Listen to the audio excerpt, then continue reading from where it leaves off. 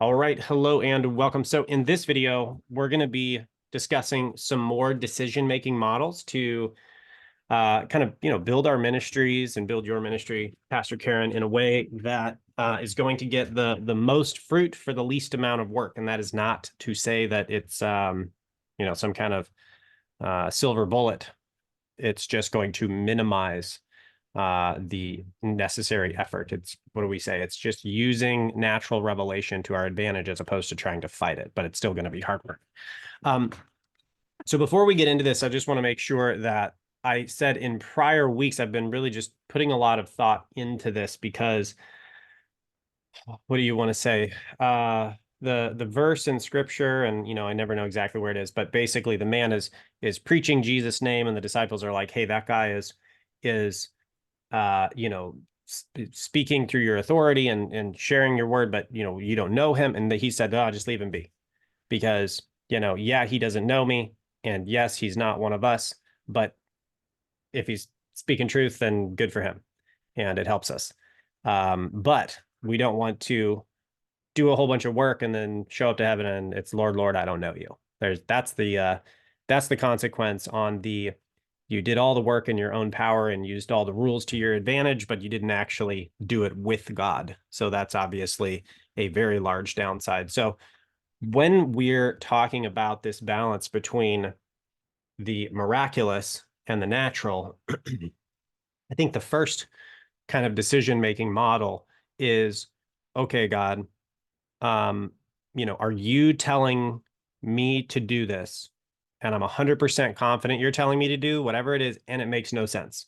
And if if I know for sure God's telling me to do an illogical thing, fine, so be it. I'll go do that because so I think the test of faith, and I think that you've got some, how do you say, like some tests, maybe more spiritual tests to know if God's speaking to you. Like, okay, like Gideon in Gideon in the fleece? You want me to leave the whole army behind, take 300 guys, and go and fight to our death? Okay, well, I'm gonna need a little confirmation here. I'll do it, but I want to make sure I'm not crazy and I'm just gonna run in there for no reason. So can you please make the fleece wet and the ground dry? And then he asks one more time. I think still in faith. He's like, I just want to make sure because this is crazy town. And then he goes and he does the illogical thing and God moves miraculously. Well, we want to be open to that. So the first question is, are you telling me to do something that's completely illogical? Because I'll do that. And then if he says, no, this is up to you, go and, just make the best choice you can make. And this is within your power. Then we begin with our models and reasoning with that. Cause, I don't have a miraculous power unless God works through me or something to that effect, but I have natural world to work with. Be fruitful and multiply, use the things God put in place. So I'm going to use that to the best of my ability. So I think that is the best starting point to balance that. And I know balance is always what I'm looking for. I lean more to the I'll do it myself side. I got this. I know how the rules work. And then, a lot of ministry leaders are like, no, it's all God and it's all miracles. And it's like, okay, well, it's not, it's neither of those. It's both and it's in the middle. So I think that's how we start. And then once we start going through that, the logical side, it's like, okay, where does this align with the vision that God's put on the ministry? Does it align with the vision? Does it align not only with the vision, but does it meet the need on that churchgoer journey to that promised land God's calling us to? Does it actually meet a need? When we try it, if it doesn't help anybody and nobody shows up for weeks and weeks and you try it, well, get rid of it. Like 90-day hard cutoff if nobody's engaging. And then and then we can start applying these further models with other things as well. So any thoughts or questions on that kind of initial approach? I don't think I've said that specifically, but the more I've been thinking about this, it's like, okay, I don't typically talk about the faith and the miracle side because most times ministry leaders just have that down. But given the close tie-in, I wanted to start with that and say, I think that's kind of assumed. If God's telling you to do something that seems out there, then we just do it. Okay. So moving on, we've talked about the vision. we've talked, I believe, about asymmetry. Did we do the asymmetric thing where you put in less resources than you get back out? We talked about that. Okay, great. We talked about half-life, I believe, which is how long do you have to take to remake the same decision? Did we discuss that? Nope. Okay, we'll start there. Awesome. And okay, great. So these decision-making models are, again, from the natural world, from the world God created. And as people have looked into the natural world, they have discovered different things that function. And we've talked about the 80-20 principle. That's from a mathematician who's studying mathematics. And I just read more about this the other day. And he was looking, I forget what he was looking at, but it reminded him of his pea plants, where 20% of the plants produced 80% of the peas. And he's like, well, hold on. Why does this thing follow the same rule as that thing? And he started looking around and finding this 80-20 principle all over the place.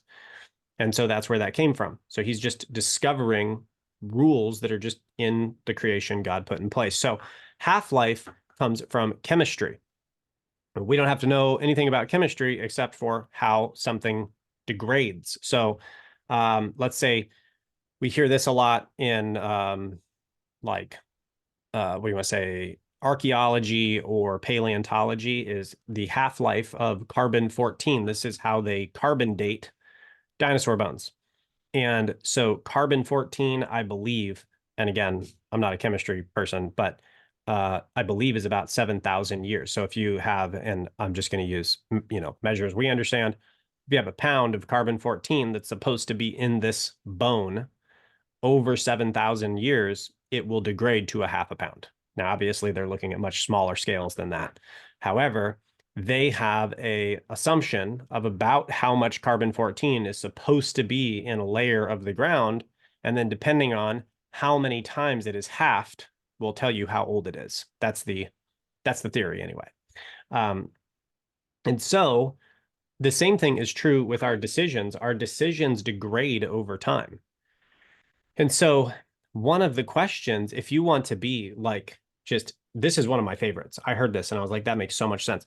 How often do you have to remake the same decision? Can we make a meta decision so we don't have to remake the same decision? And the one that I like the most, this has saved us so much time, is the food situation here in my house. Have we talked about deciding on meals, Pastor Karen? No. Okay, great. Good, because I talk about this enough and I forget, I lose track. So it's like, how many hours do you have from making the first decision to making it again? Okay, so breakfast, and then you got 5 or 6 hours until lunch. And then how does that work? Well, at least me, I work from home and the office is at home. So I get out of calls around lunch and around 12. And then I have to go through the decision-making process and the cooking process for lunch again. Well, for breakfast, so what am I doing? Well, what do you want for breakfast? And my wife's like, what do you want? And then the kids are like, well, this is what I want. And then you've got to have a 30-minute, like, discussion slash argument, not really argument, but you're all debating for 30 minutes about what's for breakfast because the kids want banana cakes. And I'm like, I just want coffee. And then you get it all worked out. And then 5 hours later, you got to do it all again. And then, so you've got the whole discussion period, and then you have the cooking period. And thank goodness I don't typically do that.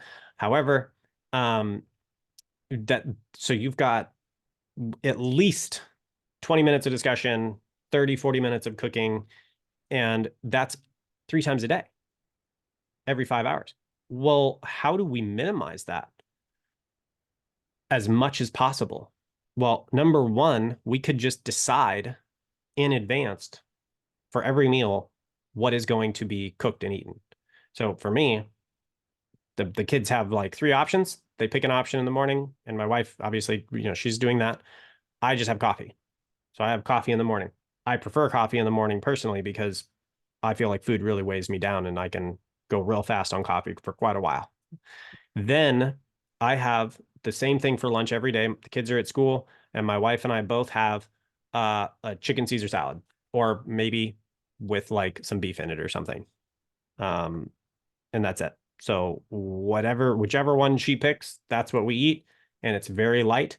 That works really well for me because it doesn't weigh me down. I have just enough to not be tired, but not be hungry. And it keeps me right in that middle area. Every single day, the exact same thing. And then for dinner, we have 5 dinners for every day of the week. And then we argue about it on weekends. But it's just like, it's going to be this on Monday, this on Tuesday, whatever it is. And so there's now no more discussions. And so you think, even if it's only a 10-minute discussion 3 times a day, which seems reasonable, that's 30 minutes a day.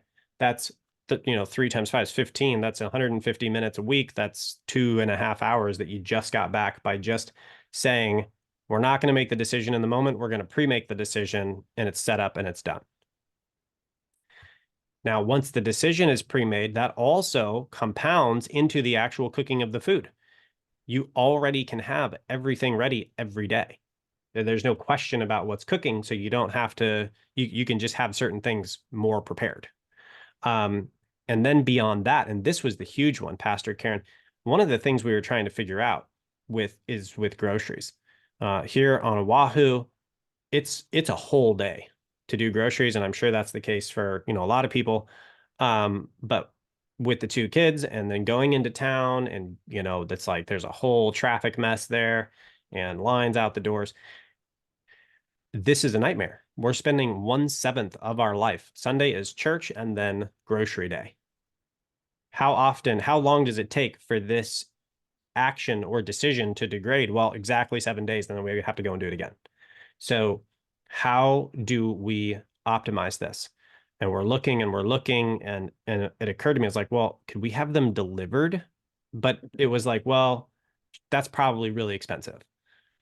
And so we went on the website. It turns out it's $8 for delivery. And I've looked to see how much it costs to go into town. It costs $10 just to drive to town and back.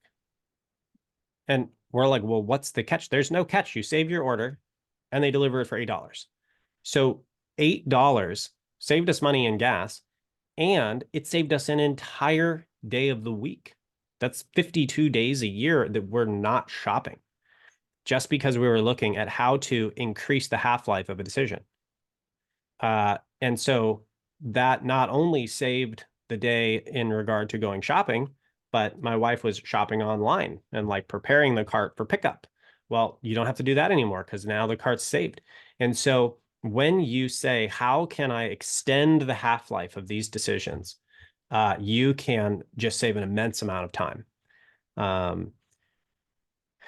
And so that's the basic idea. Steve Jobs is very famous for this, wearing his blue jeans and black t-shirt every day forever.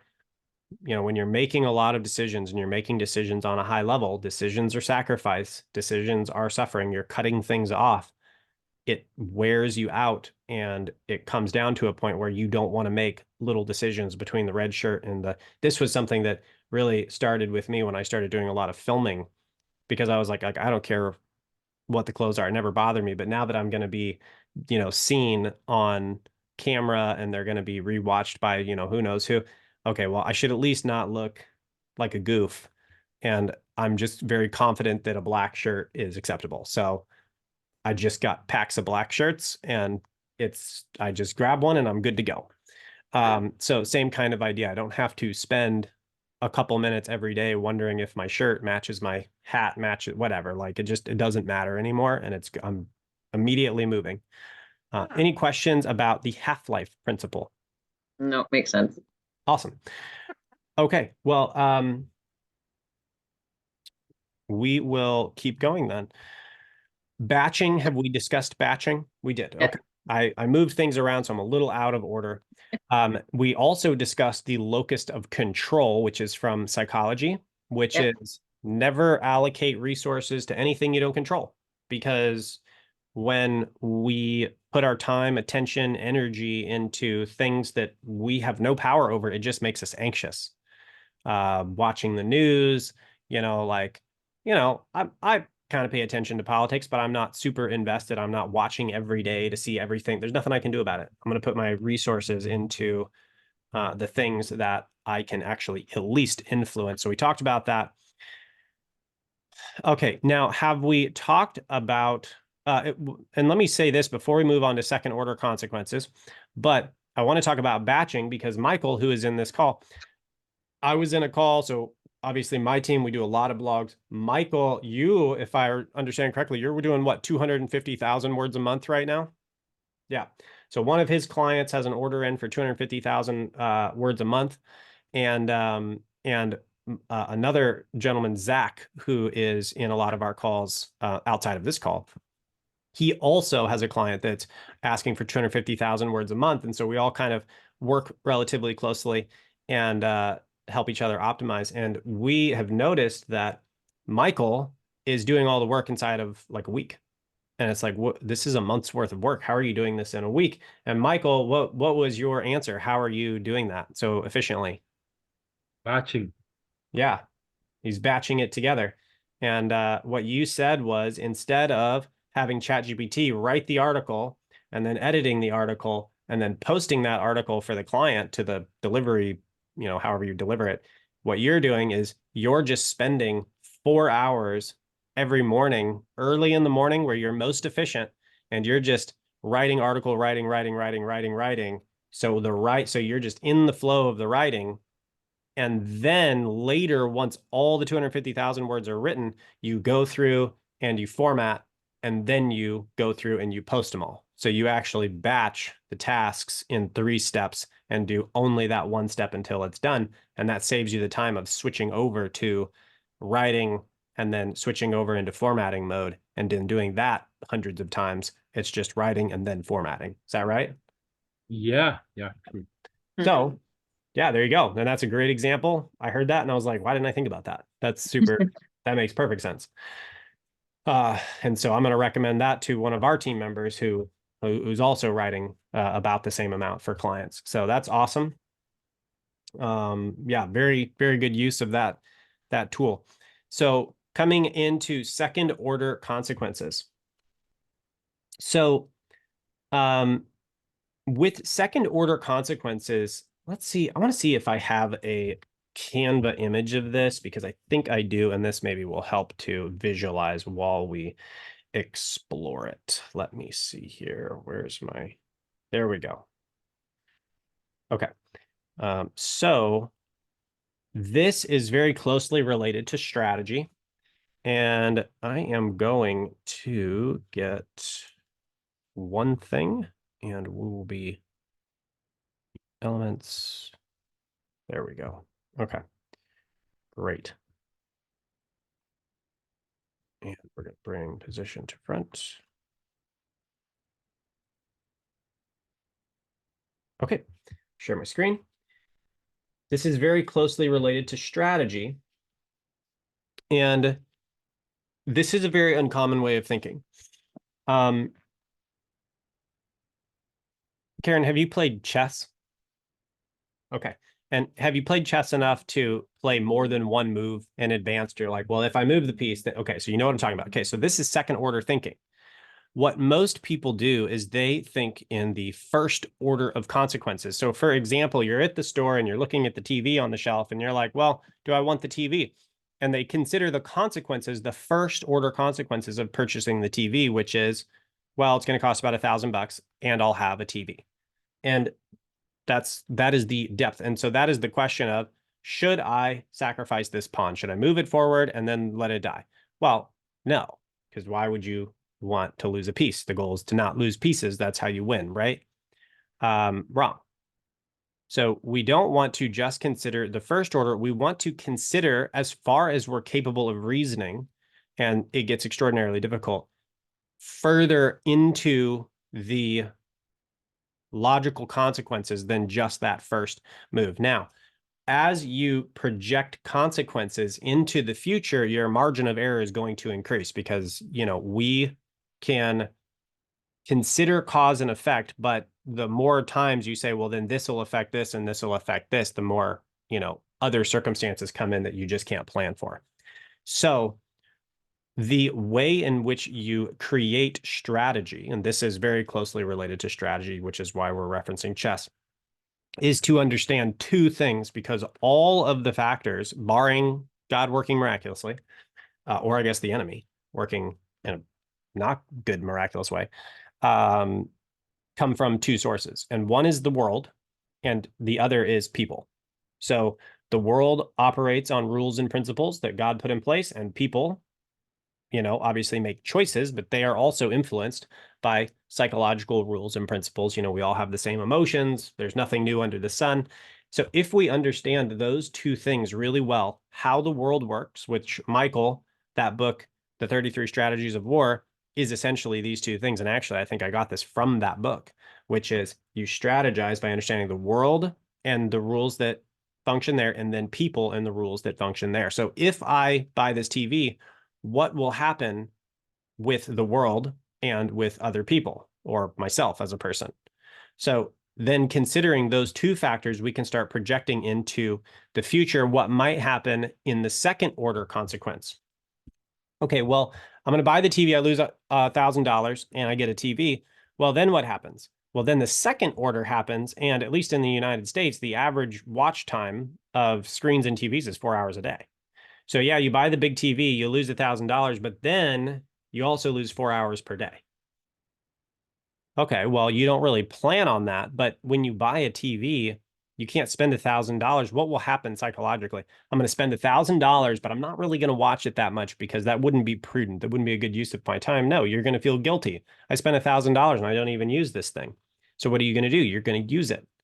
And this is totally true. I just got a new case for my phone, and I was like, oh, this is so cool. Now I gotta and I'm like, I gotta use my phone more so I can use the case. I felt that happening. So that was just yesterday. I got that in the mail. So then we have this sort of guilt urge to use the TV that we just paid $1,000 for. And now we're getting into a habit of 4 hours a day. Well, then what happens? This might be third order. And this is obviously in, a world where we can reason this far. Of course, we can't always, especially with more complex decisions, but serves as an example.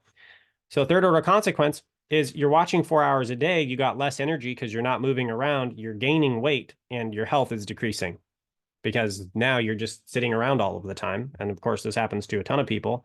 And then beyond that, what happens then? Over a year, you lost 1,460 hours.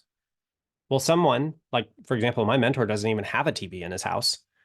And they don't watch TV. If they want to watch TV, they get out the projector, they set up the projector, and it's intentional. It's intentional TV time with the family. And they do that like once every month or something. And, since working with them, we basically just have a fireplace on, or like some like coffee shop jazz or some worship music, just to have some ambiance. But beyond that, we don't watch TV unless the kids like earn a movie night. And there's no TV. So because 1,460 hours, that's insane. You could learn whole skills. You could save, half a country with Jesus in that amount of time. Like, I don't even know what you could do with 1,500 hours. That's nuts. You gain 10 pounds, you've taken down your health, your life expectancy is less to some degree, maybe it's only, I don't know, a little bit. But I think the big thing here is your satisfaction is down too. You just wasted 1,500 hours, but you just feel it. You're like, ugh, what is even the purpose? You're not doing anything purposeful. And so these are the kind of larger fourth order consequences to buying a TV, which is such a simple decision. And yet, when you look at people who don't have a TV, firstly, when you see people who don't have a TV, when I first went to my mentor's house, I was like, where's the TV? Like, what kind of, this is weird. But then you look at their life and you're like, I wonder if there's a correlation here. They have a really close family and they don't have they don't have a TV because they understand the impacts that has.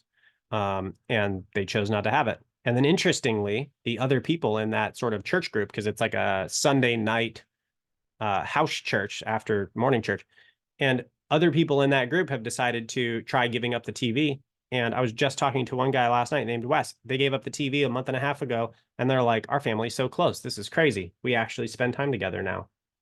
Who knew? And so when you see people making strange moves in chess, what happens is, and this is the strategist thinking second order consequences, you sacrifice the queen. What happens when you see someone sacrifice the queen? you get super excited. You're like, oh, this person is dumb. Like this. So, and then what happens? You take the bait, and then they've got you in checkmate. And you're like, whoa, what happened? They were, if an eye causes you to sin, gouged out. They were seeing that something was not helping them to live the more perfect way. We can live a godly life, or we can live a more godly life, right? We want to be more sanctified. And so they're sacrificing something that people value because they understand that not only is it biblical to sacrifice that thing, but it also produces better fruit. They're just thinking 3 moves down the road, 2 moves down the road. And that's second order consequence. And you can very much tie that in with sort of keeping the end in mind. When you show up at the pearly gates, what is it that you want to have the conversation with about Jesus? He gave you talents.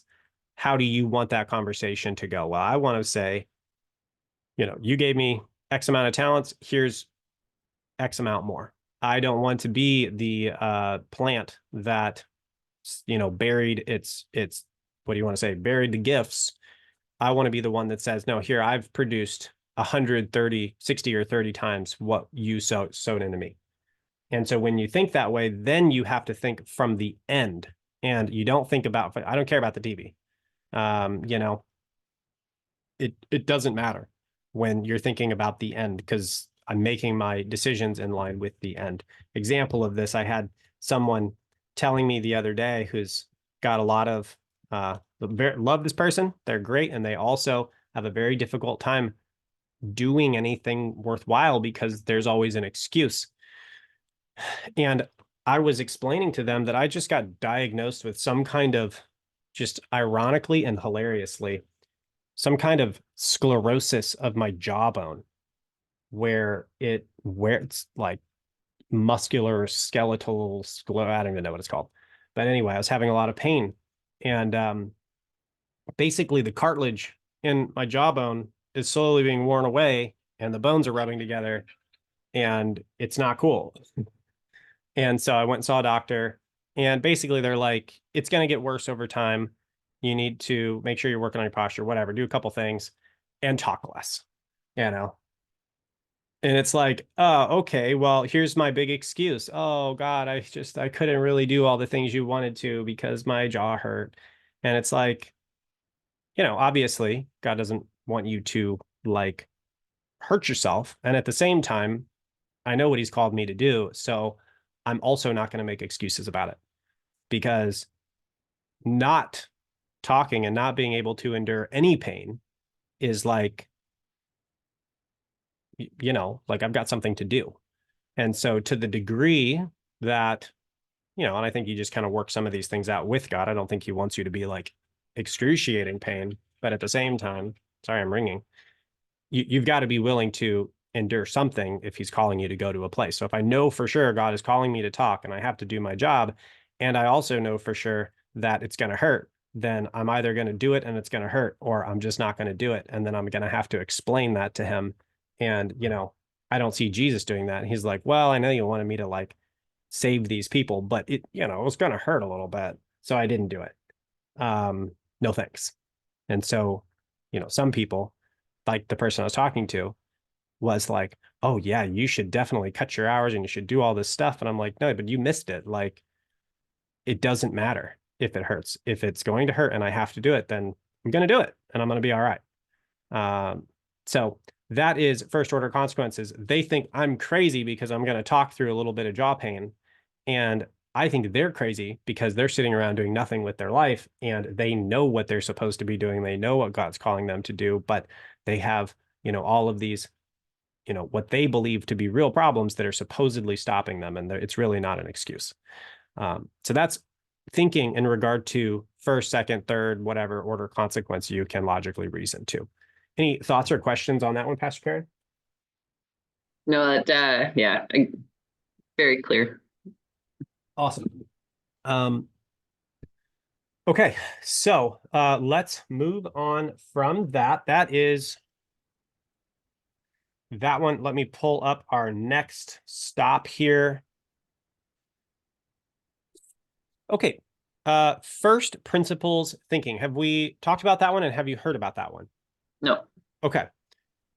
When trying to diagnose a problem and figure out where the root of the problem is, first order thinking is a very good place to go. It's a very intense way to think, and you cannot do it with everything, but very important when you consider how to do it. I think one of the most famous, at least recently famous people who use this and kind of say a ton of my decision making hinges on first principles decision making is Elon Musk. And an example of this is he's looking at these rockets and he's like, why does it cost $500 million to send a rocket to space? There's obviously a problem. And what is NASA doing? Well, NASA's like trying to solve the problem, but they're looking within the system they've already made. So the problem is in a system and they're in the system and they're looking at the system from the inside. And that's one of the big problems we have in ministries is like, man, why is it so hard to grow? Why won't people show up? But we're looking at it from the inside, assuming a whole bunch of things are normal, when if you actually stepped back and just looked at the whole system and said, well, let's just take the whole thing into account, you would start seeing a lot of really funky stuff going on. Okay, so what he did was he said, let's just break it down to cost of parts. How much does this rocket cost if I just bought the heap of metal? Okay, so it costs this much. And then how much does the fuel cost? Oh, the fuel only costs $2 million. Okay, so we got 2 million for fuel, and I don't know what the numbers are, but it's like 8 million for the metal and the materials. Where's the other $490 million coming from? Right? Inefficiency. And so that is what he set out to do.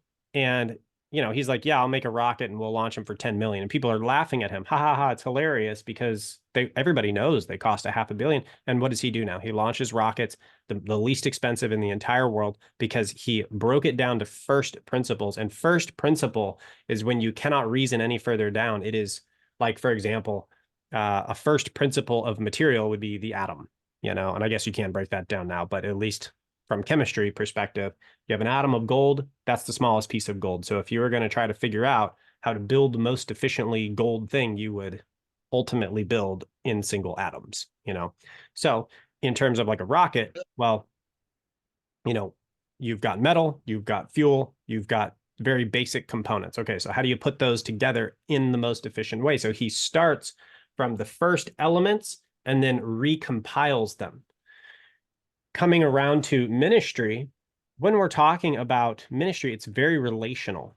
And so a lot of these systems, Pastor Karen, that we talked about in regard to volunteers burning out or pastors burning out, when I talk about a lot of this stuff, it is from first principles. Okay, well, hold on. Why isn't it working? Well, what do we have? We have certain amount of resources. We've got time, energy, resources, finances, energy, attention, these types of things. Well, why are people burning out? Well, we're just spending more than we have. It looks very similar to a credit card. If I have $10,000 limit on my credit card and I think credit card's free money and I go spend it all, I can go in debt and debt and debt. But where does it come from? It comes from tomorrow, and someday it comes due, and then I don't have enough resources to pay that. Well, that's exactly what, and that is a first principles. And what happens in ministry, oh gosh, what do we have to do? And from inside the system, what we say is, well, we need more growth. So we have to do more things. So we have to sacrifice to the Lord more. And that is the reasoning that doesn't work. And then you get burnout faster. So oftentimes within a system, the reasoning is flip-flopped. It's upside down and backwards. And if you actually just get outside the system and look at it, you go, oh, okay, I get it. What's actually happening here is the incentive structures are messed up. We're saying to our volunteers, sacrifice to the Lord. And really what we need to do is train them and incentivize them and make their life a better place. Well, how do we do that? And kind of seeing some of these root problems, or why do people, okay, well, we're getting people into the church, but why is our congregation still not growing? Well, it's because people are leaving. Why are they leaving? Because you're not meeting their needs. That is basic human nature. People go where their needs are met. Well, that takes like 5 seconds to reason through, and now you can start assessing issues. Oh, okay, so we're not consistently meeting the needs. Well, what's the need? And an example of this, again, this is just first principles. It's I went to a mega church for years. I volunteered there, actually. Volunteered there, worked there at a discipleship school, mega church, and they put on this annual carnival, and they hired me for marketing in this discipleship school. And as it turns out, they didn't know what marketing was. What they really needed was, they hired me for sales, but they had no students to sell because they had no marketing. And they're like, oh yeah, well, after they hired me, they're like, you're sales and marketing. And I was like, well, I don't know marketing. This is where I started learning marketing. So I just hit the ground and started learning. But anyway, so I'm just there assessing marketing and sales all the time. And they had this huge carnival once a year, and it was insane the amount of money they spent on this. They had Ferris wheels, just like acres of just cool stuff, bouncy houses. And in the congregation had a very old, like 60 plus, and they had like at least 2,000 people there. And then they had 100 young families, like 100 people. And I mean, not young families, like 18 to 25 young. And there's like 100 of them. So they were an aging congregation and they were trying to do something. So what they do, they had this huge carnival, and you wouldn't believe the number of people that just showed up to this thing. I mean, every family in 30 miles. I mean, there's just thousands of people. It was insane. And after that, you'd have about a week of families, and they're like, hooray, we did it. We've, got the young families, and then nobody would show up again. And it's a big mystery. It's like, well, gosh, I don't know. I guess we just have to do it again. We have to do more events because the event, that's a tricky thought process. You're in the system. Oh, the event got the people, so we need to do more events. That's not how it works. The event got the people because you were meeting a need. They need to have fun, family-friendly activities. But then what happened when they came to church? You don't have a family ministry. There's no kids care. Like, they show up and there's no follow-up. You're not meeting the need consistently. And so they fade out. And that would again be a very first principally approach based on some human nature. People go where their needs are met and then they stay where they're met consistently. Well, they didn't think to meet them consistently. And in that case, what would have been much more effective was to instead of putting on a giant carnival, put into place with the same amount of money, ministries that can consistently meet the need in a really high quality way, and then have small events on a smaller budget, and people would show up and stick. So you would grow more slowly, but you'd actually keep them. That would be a more functional plan, looking sort of from the outside in and breaking it down to the basic core elements of why people come and why they stay. And that's one example, and that can be true with any ministry. If you can't solve the problem, then you go to pruning mode and you cut the ministry and you reallocate the resources to something that does work. So that is first principles. How do you break it down to the most basic components? You can do this in finances.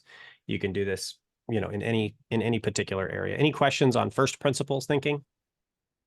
No, we're definitely looking at that right now. So yeah, absolutely. And it's just the most basic components. And usually it actually takes a drawing board and you write it out. What are the resources we have? Where are they going? And I actually did this with ClickMail at the beginning of the year. I said, what are my resources? What is our tech stack? Like, how much money are we spending on softwares? How many hours do we have a week?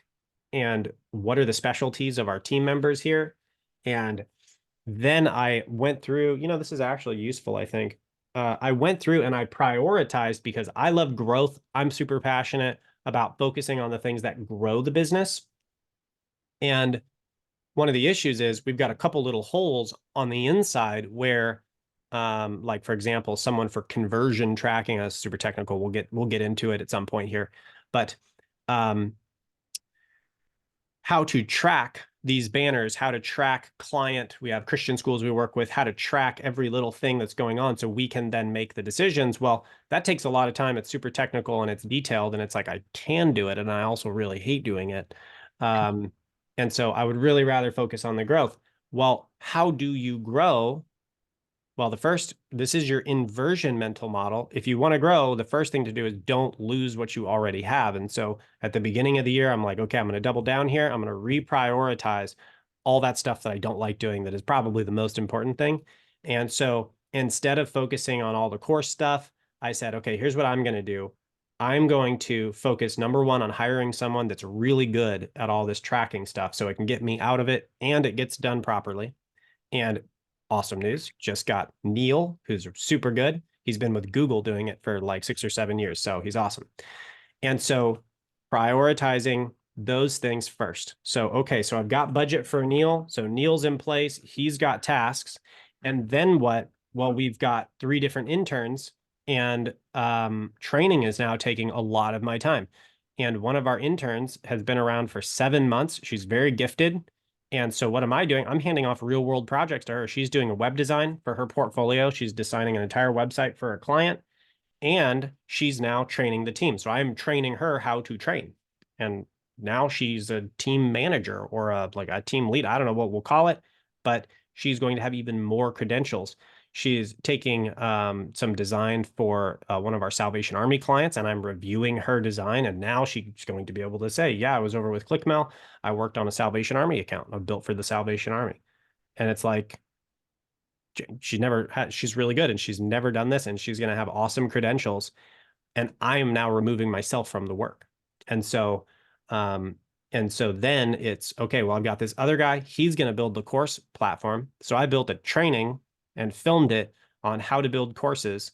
And I gave him the links to all the content that we already have. And so he's going to build the course platform, and someone else is going to be, so I'm taking all of the things that need to be done and I'm prioritizing them, and then I'm delegating them out until they're less and less and less. But what do I want to say? Focused. My gosh. I am very popular today. I'm sorry. That's great. But in order of, number 1, don't lose clients. Number 2, make sure that the interns have enough work and that I'm not working when they don't have enough. Because, I mean, if I'm really actually meeting their needs, then it would be unfair to them to not get the work they signed up for, because that is actually creating their portfolios for their future jobs and careers and businesses if they want to build those. And then number 3, I get to work on growth. So the thing I want to do comes last, but the business is way more effective. And so that would be another way to kind of think of first principles. I started with the resources and then organized the problems from most important to least important, outside of my own opinion, unfortunately, and then allocated the resources top down. And that is a very effective way, an efficient way to make sure you're growing, but you're guarding the foundation as you grow, so you don't lose while you're moving, if that makes sense. So that is first principles. Any thoughts on that? No, I can see how easy it is to get caught in doing it all and forgetting. And I've seen it with volunteers too, that if they're asked to do a job and then somebody else just keeps doing it for them, then they walk away, right? And so that's been part of our challenge here with volunteers, is that some of the old guard that did it forever won't actually let go of it, right? Yep. Yeah. And one of the things too, maybe one way that would work is to actually get those old guard and cast some vision and say, you've been doing this for so long. You're incredible at this. You're the best at this. That's why you've done it so long. And we have some young people in here who are looking for purpose. They're looking to know what you know. They're looking to be like you. Would you be willing to show them how to do what you do and let them do it alongside you? And now you've actually elevated their purpose doing what they already do. And so you're not taking it away, you're actually giving them more of it. And maybe that would work as a possibility. Mm-hmm.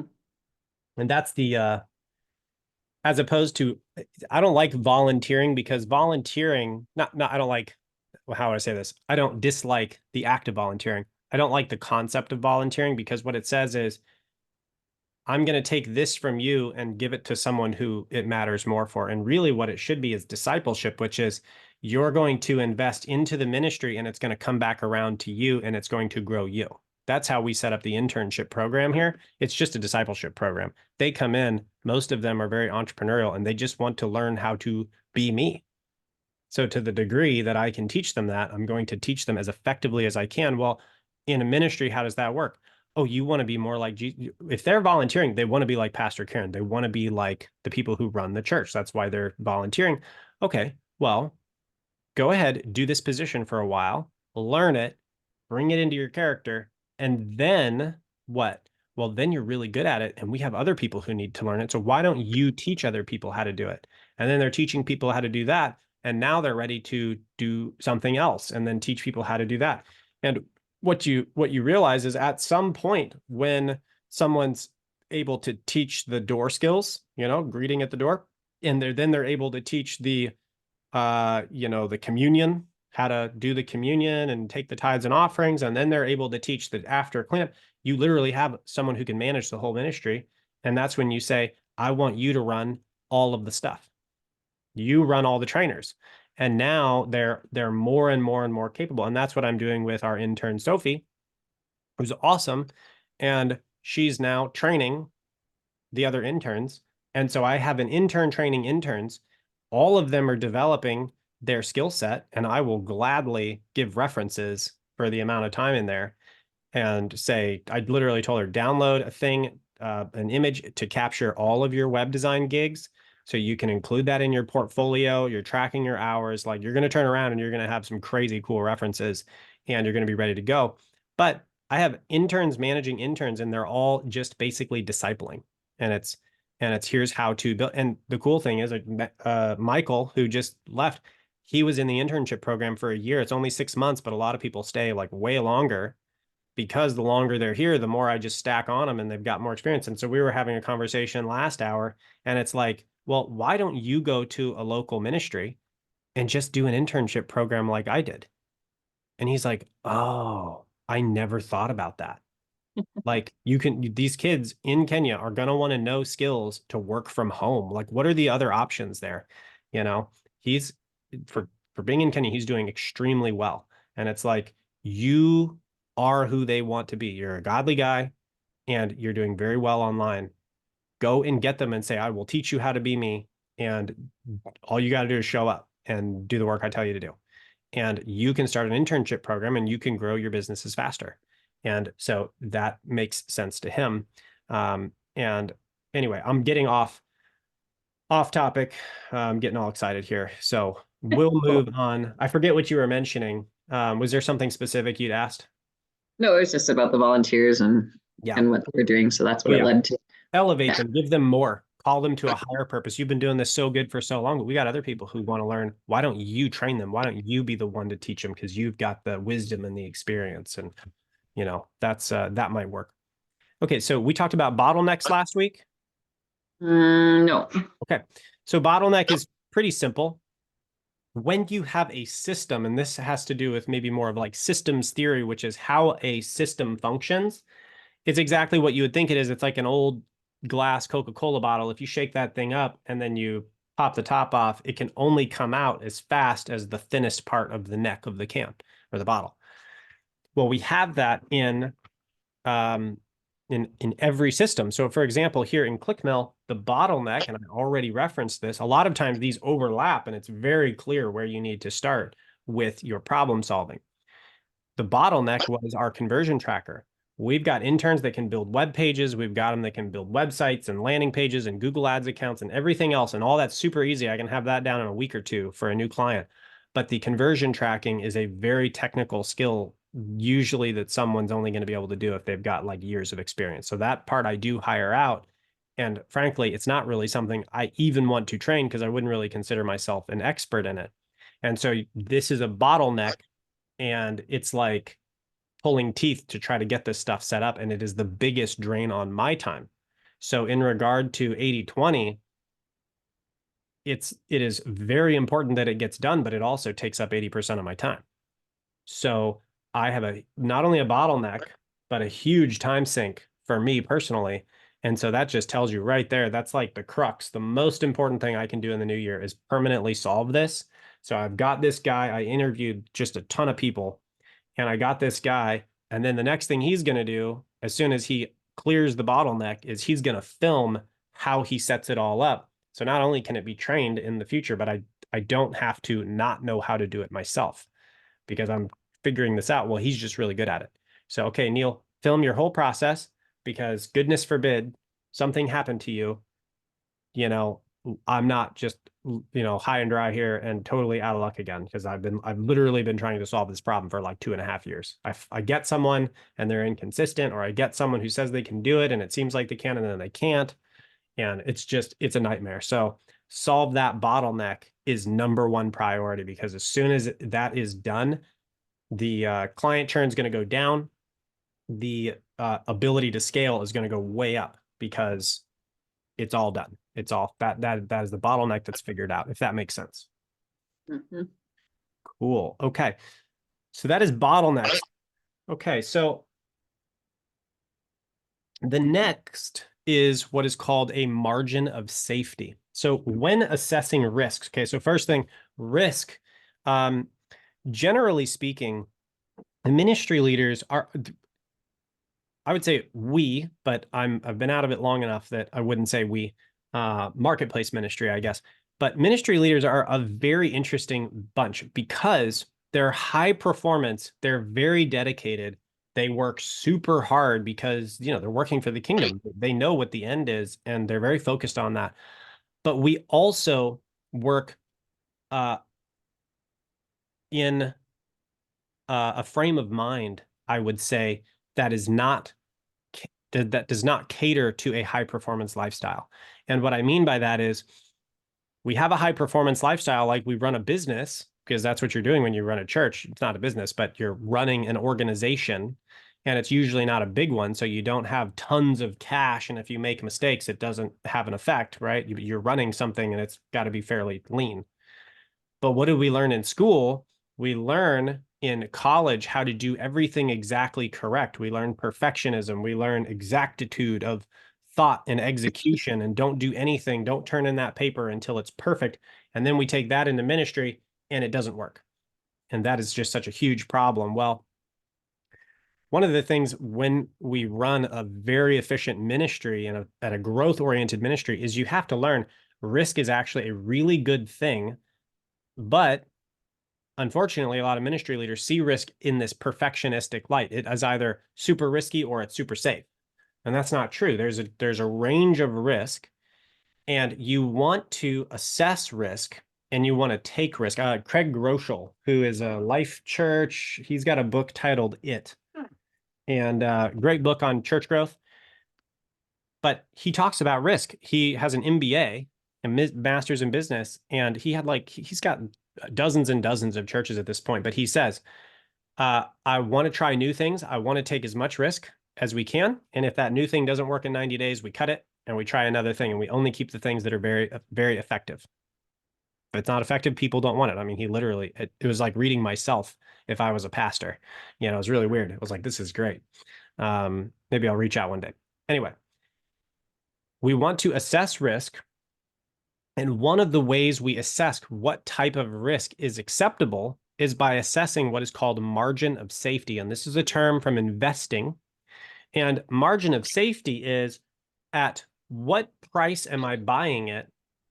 And what price am I sure is the lowest price I could sell at? So let's say I'm buying at $25, and right now it's at 75, whatever it is. But I'm like, okay, well, what's my margin of safety here? Could it drop to 0?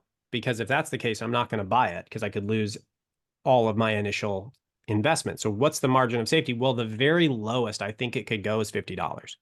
So my margin of safety there is 25. Okay, I could live with a $25 gain and not get a $100 gain. So that's a margin of safety. And so we want to make sure that if something loses, we still have a buffer between where we are and where it could be. And I'm going to see if I can pull up an image on this real quick to better. There we go. Okay. Share. Okay, so here's a little example of this. Let's see if I can pull that up. Right. All right, I'm going to reference the Motley Fool here. We're using their image. It's an investment magazine. There we go. Okay. So margin of safety. So you can see here's the buy zone. You're buying down here. We'll call it $25. And here's the intrinsic value of that company. We'll call it $50. So if you're buying it at 60, it's up here, you know, probably if it dips down, it's not going to go too much lower than this for a while, for very long, because the actual value of the company, when you do your first principles analysis, what are the value of its assets? What are the value of its services? What's its cash flow every year? Whatever, you do your whole analysis of the company and you go, yeah, it's definitely got to be worth around this much. And so the share price is going to be about 50 over the long run. And so you buy down here and you can be very confident you're not going to lose money barring some kind of crazy, disaster, because you can see the value and you can see the buy zone and there's a gap between it. Now, what happens in a lot of ministries is when we assess the risk of something, we buy right at where we think the value is. Like we're shopping, at Target. It's like, what's the value of that TV? Value of the TV is actually way less than what you buy it for. That's why it drops so much in value, because you bought too high. And I do have one of our interns coming in here, so please be aware of that. And we'll probably have some more because we're coming up on the end of our call. There we go. So with margin of safety, don't invest right at the value of the thing that you're trying to invest in. So, if you think, I'm trying to think of how to apply this exactly to ministry. Did the concept make sense, Karen? Yeah. Okay. So you want to make sure that you have some room for that investment to fail a little bit that's a good way to put it, to fail a little bit before you need it to pay off. I guess one example of this in my own experience is with a discipleship school I worked with for a while, and they hired me to save the day. And they hired me for sales, but it turns out they needed me for sales and marketing, but they needed students like tomorrow. And the website was not set up right. They did not have advertising. They did not have the messaging set up right. And they needed the investment tomorrow. So they invested really high into my pay, but they needed me to pay myself off like inside 90 days. Now, obviously I was there for a year, but they're in the red zone. That's not a good way to invest because you don't have enough margin of safety. And it turns out one of the reasons why they hired me was because two of the people who were in leadership positions didn't really want to learn marketing. So they just hired me to figure it out when they could have actually saved the money and invested their own time into learning marketing and putting the marketing systems in place. And unfortunately, I realized this because as I was trying to then put marketing systems in place, they were not interested in hearing how the systems worked because they didn't want to learn it. And that was a huge issue. But so to avoid kind of learning this new field that would have picked up the discipleship school, they overinvested in my pay. And that really turned up the boiling temperature of, that margin of safety was no longer there. The cash they had to buffer some kind of additional, negative happening, I don't know, whatever it is, was then put into me. And so now we had to have a very fast return. And that was not necessarily the best investment decision from their perspective. If you were them, that probably wouldn't be what you want to do. You just want to learn it because you have the time, you don't have the money. Does that make sense? Yeah. Okay. So that's margin of safety. And any other questions, Pastor Karen? No, I don't think so. Okay, awesome. Well, that was great. And I will look forward to seeing you next week. Also, Pastor Karen, did you get your login for the subscription plan? You got I it. did. Yeah. Awesome. Okay. And I am uploading tons of stuff every day. We're looking into Awesome. actually how to build custom trained AI, so trained on everything we've ever put out, AI tools in there to actually have conversations and say, well, how would I apply it in this way? And worksheets and all kinds of stuff will be scaling out in there as well. Okay. Cool. Sounds great. All right. Hey, have a wonderful day. Yeah, you too. Thanks. All right. Bye-bye. Bye. Oh, yeah. Hey, how you doing? Hey, how are you today? Yeah, doing well. I am going to call Jonathan and make sure he has the, oh, you know what, Kate? I I think hope we I may haven't be, interrupted the meeting. no, you're Maybe I fine. was a little bit You're earlier. I totally, don't totally know. fine. I'm gonna call my friend Jonathan for this meeting, okay? I think we may be in the wrong link. I'm gonna go out and come back in. Can you check your account? Hey, Juke, what's up? Hey, Brett. Yep. Hey, did you get my text message? I did not. I just got out of a call. Oh, okay. Well, I texted you that I was, if we could push it to 4 again like we did last week. Oh, no, I can't this week because I actually have a call at 4. Okay. Well, I'm not gonna be. That's okay. I can pick it up this time. Okay. Okay, cool. All right. We'll talk to you soon. Yeah. Can we just do 4 o'clock from now Yeah, on? for sure. I can push it to 4. Because, yeah, it's just too hard for me to get back by 3. That's okay. Sounds good. Okay. All right. Perfect. Yep. All right. Thanks. All right, bye.